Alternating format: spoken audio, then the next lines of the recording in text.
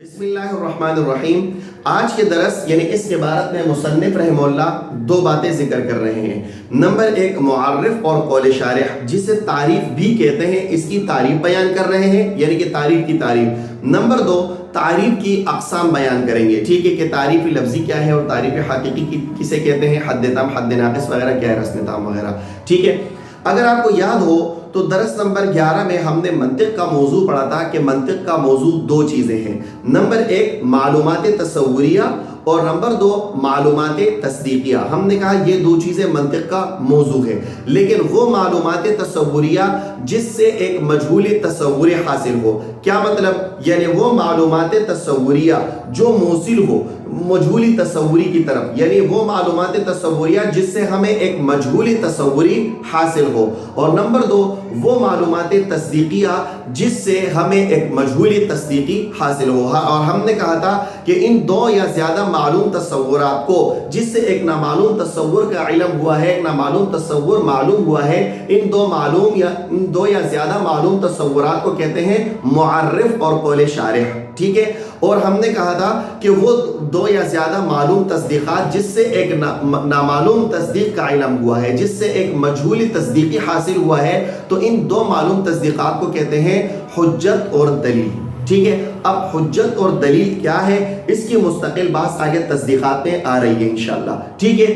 آج ہم صرف ان معرف اور قول شارح کو ڈسکس کریں گے۔ دیکھیں، ہم نے کہا تھا کہ معرف اور قول شارح کسے کہتے ہیں؟ وہ معلوم تصورات جس سے ایک نامعلوم تصور حاصل ہو۔ مثال کے طور پر آپ وہ درس بھی دیکھ لیں تو آپ کو مزید مثالیں واضح ہو جائے گی۔ جیسے مثال کے طور پر ہمیں انسان کا علم نہیں تھا، ٹھیک ہے، تو ہم نے دیکھا کہ بھائی انسان تو ایک ایسا جاندار ہے کہ جو اپنے ارادے سے حرکت کرتا ہے اور محسوس کرتا ہے، تو یہ تو حیوان ہے، کیونکہ حیوان کی تعریف ہے جسم نامی حساس متحرک بالارادہ۔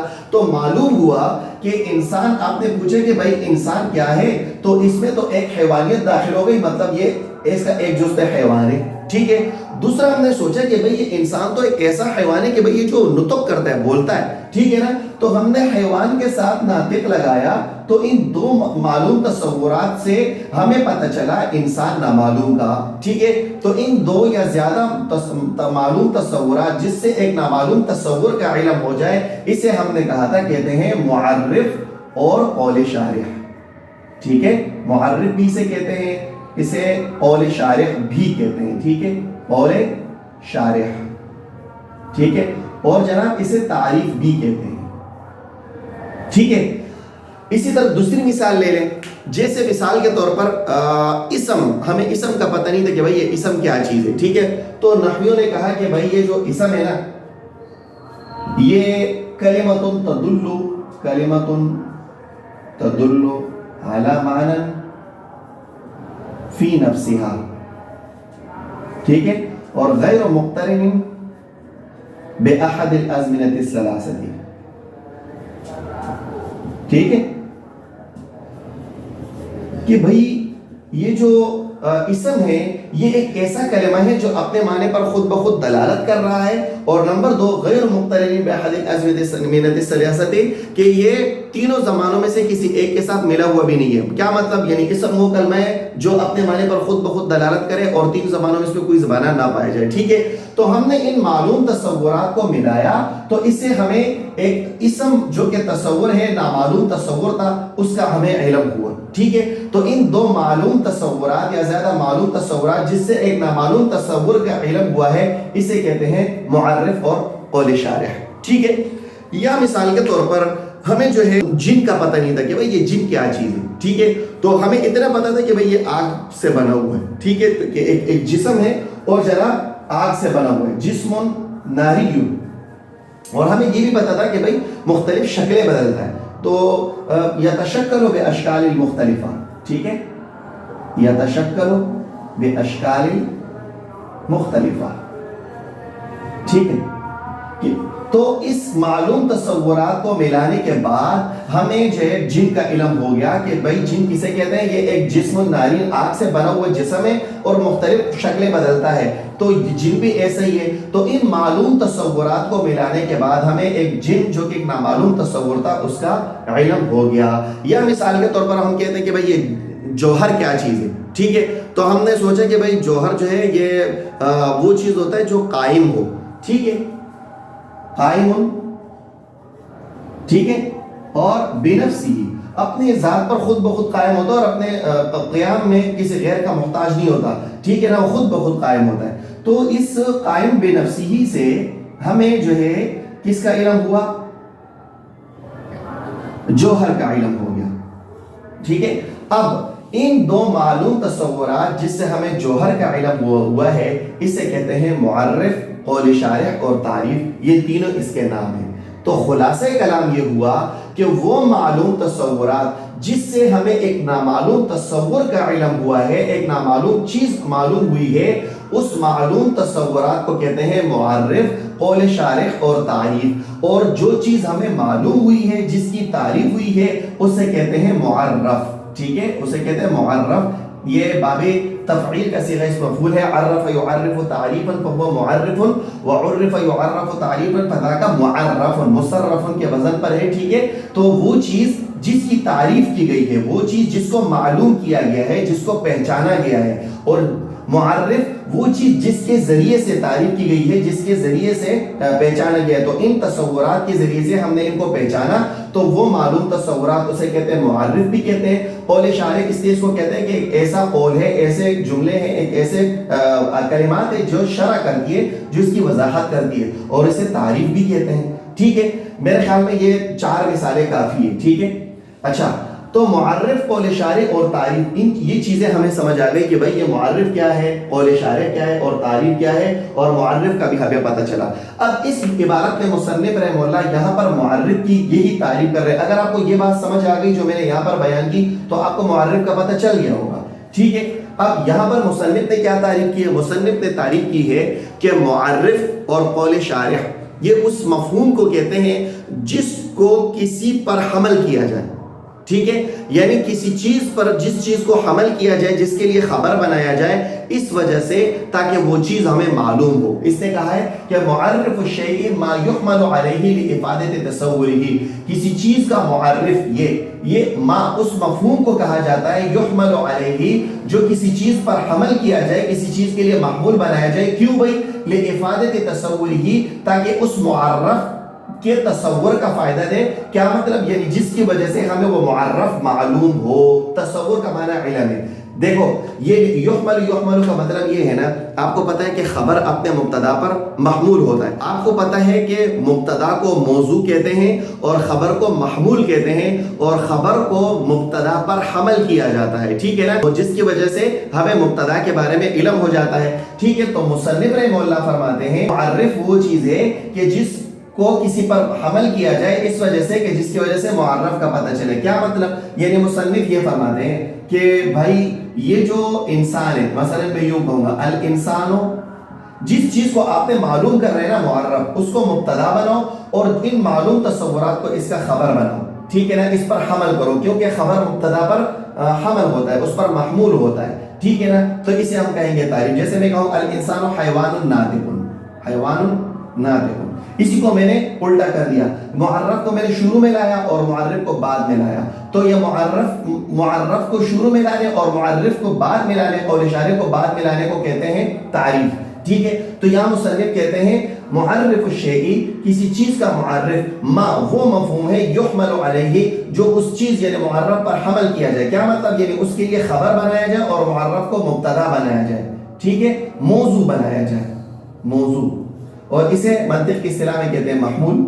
ٹھیک ہے, تو جس چیز کسی چیز پر حمل کیا جائے لافادۃ تصورہ, تاکہ اس معرف کی تصور کا فائدہ دے اور اس معرف کے معلوم ہونے کا فائدہ دے. کیا مطلب؟ یعنی ان معلوم تصورات کو ان تمام معرفات کے لیے محمول بنایا جائے جس سے ہمیں ان چیزوں کا علم ہوگا. ٹھیک ہے, یحمل علیہ, ان چیزوں پر حمل کیا جائے لافادۃ تصورہ, کہ جو ان چیزوں کے معلوم ہونے کا فائدہ دے. اگر ہم ان کو مبتدا بنائیں گے اور اس کو ان کے لیے خبر بنائیں گے نا, تو ڈیفینیٹلی انہی کی وجہ سے ہمیں ان کا پتہ چلا ہے, تو یہ اس کے تصور کا فائدہ دیں گے اور اس کے علم کا فائدہ دیں گے. میں امید کرتا ہوں کہ یہ معرف الشیء تعریف وغیرہ آپ کو اچھی طرح سمجھ آ گئی ہوں گی.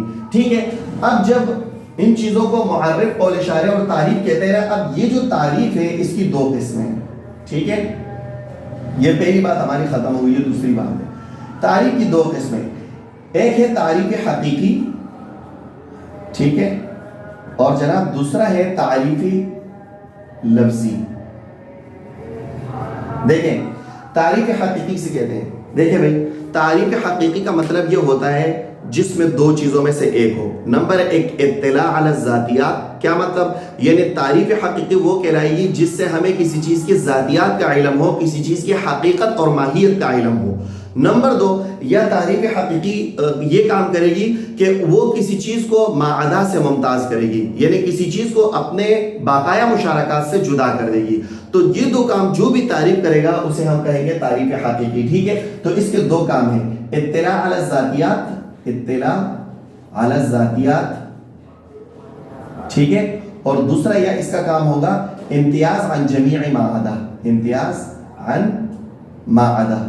ٹھیک ہے، یا تو وہ ذاتیات یعنی کسی چیز کی حقیقت اور ماہیت کو بتائے گی، اور یا کسی چیز کو باقایا ان چیزوں سے جدا کرے گی. اور تعریفی لفظی کا مطلب یہ ہے کہ ایک چیز کا تصور پہلے سے ذہن میں ہے، بس اس کا تعین نہیں ہے. یعنی آپ ایک غیر مشہور لفظ کی تعریف ایک لفظ مشہور سے کر دیں. مثال کے طور پر آپ کو غضنفر کا جو ہے، غضنفر، ٹھیک ہے، غضنفر ایک لفظ ہے، آپ کو جو ہے اس کے مفہوم تو ذہن میں ہے لیکن وہ متعین نہیں ہے کہ یار غضنفر کسے کہیں گے، بکری کا نام ہے، اسد کا نام ہے، ہاتھی کا کس چیز کا. تو آپ کو کسی نے بھائی کہ الغضنفر جو ہے اسد، یہ تو اسد کو شیر کو بولتے ہیں.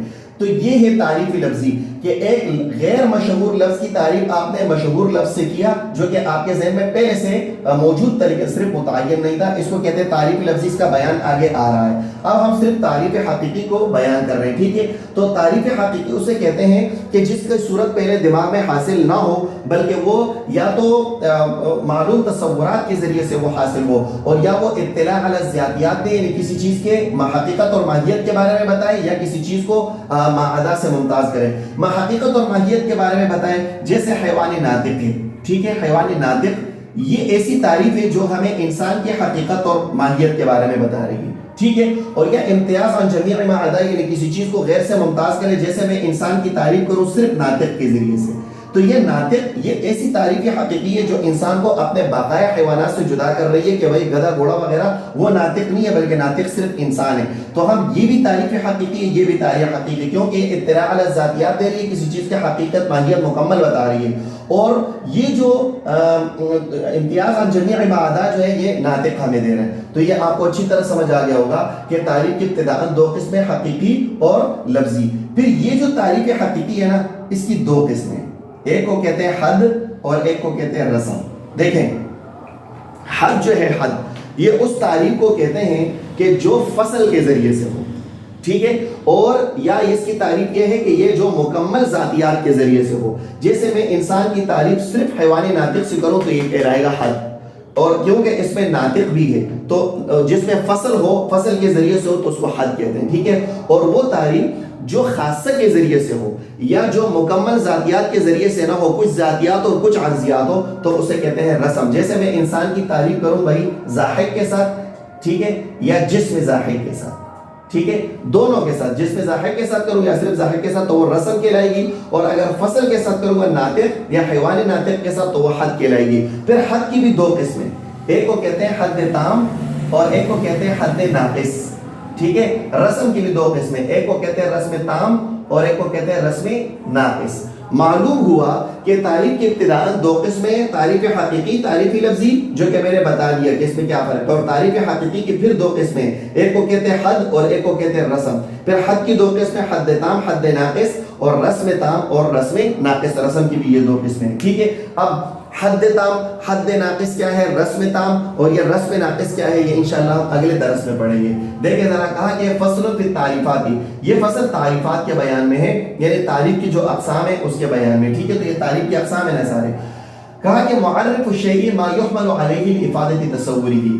معرف کسی چیز کا معرف جو ہے یہ وہ مفہوم ہے یحمل علیہ جو اس معرف پر محمول ہو، اس کے لیے خبر بنایا جائے لافادۃ تصورہ تاکہ اس کے تصور اور اس کے علم کا فائدہ حاصل ہو، یعنی اس چیز کو خبر اس لیے بنایا جا رہا ہے کہ جس کی وجہ سے وہ معرف معلوم ہو جائے، معرف معلوم ہو جائے، ٹھیک ہے۔ وهو على 4 اقسام، اور یہ جو ہے یہ تعریف یہ 4 قسم پر ہے۔ الحد التام، اس نے تعریف حقیقی اور لفظی کو بیان نہیں کیا، ڈائریکٹ جو ہے یہاں پر اس نے تعریف حقیقی کے اقسام بیان کیا، حد تام، حد ناقص، رسم تام، رسم ناقص۔ الحد التام والحد الناقص والرسم التام والرسم الناقص۔ اب حد تام حد ناقص کیا ہے، رسم تام رسم ناقص کیا ہے، انشاءاللہ اس پہ اگلے درس میں ہم بحث کریں گے۔